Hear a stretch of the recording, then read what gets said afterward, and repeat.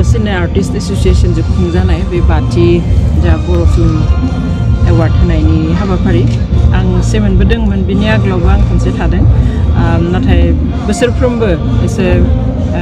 जौगासिन लांबाय थादों इमप्रुभ जालांबाय थादों अफकर्स आं गासैबो सावथुनफोरखौ नायनो सम मोना बा नायनो खाबुबो मोना नायजोबनाय जाया थेवब्लाबो स्टेन्डार्डफ्रा एसे जौगादों बेखौ जों बुंनो हायो आं बेखौ खावलायनो लुबैगोन जे सावथुनफ्रा मानसिनि रंजानाय होनायनि थाखायल' दाजाथों मानसिनि रंजानो होनायजों लोगोसे जाहाथे मोजां बोसोनफोर होनो हायो गावनि समाजखौ फोसाबनायनि बेलायावबो खामानि मावनो हायो आरो लोगोसे जोंनि जौगाबोनाय सेंग्रा सिख्लाफोरनोबो लामा दिन्थिनो हायो आरो बेजों लोगोसे जोंनि गुबै जिथु हारिमुखौ फोथांना लाखिनायाव जाहाथे मैखोमै जेब्लाबो बिबानखौ बांस'ना लाबाय थानो हायो आरो बेखौ खावलायो लोगोसे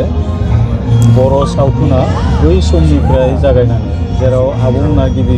आगान होजेनदोंमोन फाव खालामनायनि बेलायाव बै समनिफ्राय जागायनानै आथिखाल समसिम माबायदि ओरै साबना हामदा सोलायदों जाय आब'आ नोंथाङाबो मोनबोदों नोंथांनि मोन्दांथिनिफ्राय रोंगौथिनिफ्राय माबोरै बेथ' आरो समजों लोगोसे गासैबो सोलायखायो समजों लोगोसे गासैबो साबसिनाव हामसिन जालांखायो जों जेब्ला 1987 मायथाइयावहाय बर' फिल्मनि शुटिं खालामनो थांदोंमोन बे समाव इभेन शुटिं खालामनो मोननायाबो माने एसे जेंना गोनांमोन जों जेब्ला गामियावहाय गारि सारि लानानै शुटिं खालामनो थांदों खायफा गामियाव जोंखौ हाबनोबो होबावाखै बेबायदि अबस्थामोन खिन्थु दिनै जों नुबाय जे गासैबो रायजो राजाया बजबनानै लाबाय बेनिखाय बे मोजां खोथा दुखु खस्थ' जेरावबो थायो खिन्थु खस्थ' खालामनानै जोंनि बर' फिल्मखौ एसे गुवार फोथाराव लाङोब्ला मोजां मोनगोन होननानै आं सानो खारन बर'नि गेजेरावल' जाहाथे थाया जोंनि अडियेन्सआ जाहाथे बर'ल' जाया टारगेटखौ नेसनेल इन्टारनेसनेल लेभेल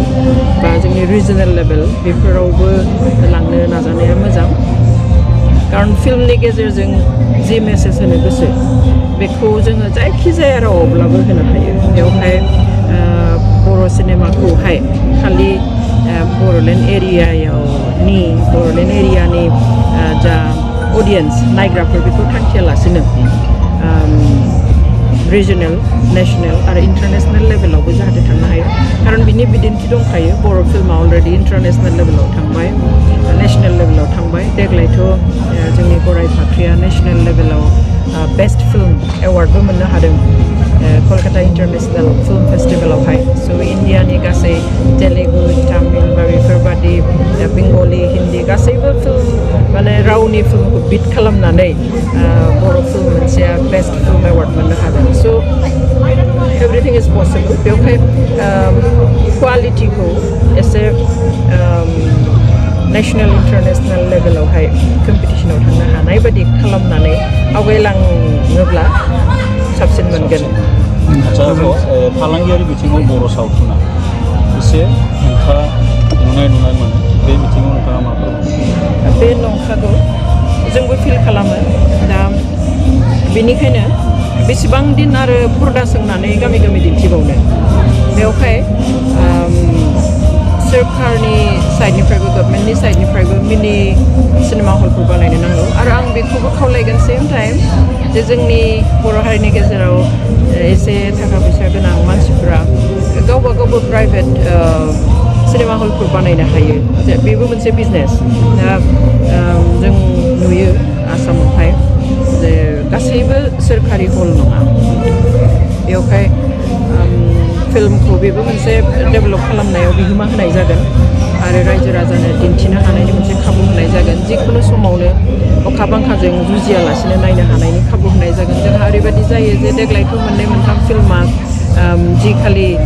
प्रिमियार श' बै खालिनो अखा बांखा फैनानैहाय पेन्डेल बायगुलायनानै दिन्थिनो हायै अबस्थाबो जादों स' बोथोरनि सायाव सोनारनानैसो दिन्थिनो गोनां जायो बेवहाय बेफोरबायदि जेबो जेंना जाहाथे जाया बेवहाय सोरखारा 50% जुदि बेबायदि मिनि सिनेमा हलफोर लुनानै होयो not only in town area बाट जोंनि एसे फिसा फिसा सेन्टार जायगाफोर दङ बेफोरावबो लुनानै होनांगौ आरो सोरबा गोसो गुदुं थाखा फैसा जानाय जोंनि बर' सुबुंफ्राबो बेखौ इनिसियेटिभ लानानैहाय फिसा सिनेमा हलफोर लुनानैहाय बे जिथु आंखाल बेखौ सुफुंनो हायो जासिगोन दे माबा बुंबावनो सोंबावनो जासिगोन दे बांद्रायसो जाबाय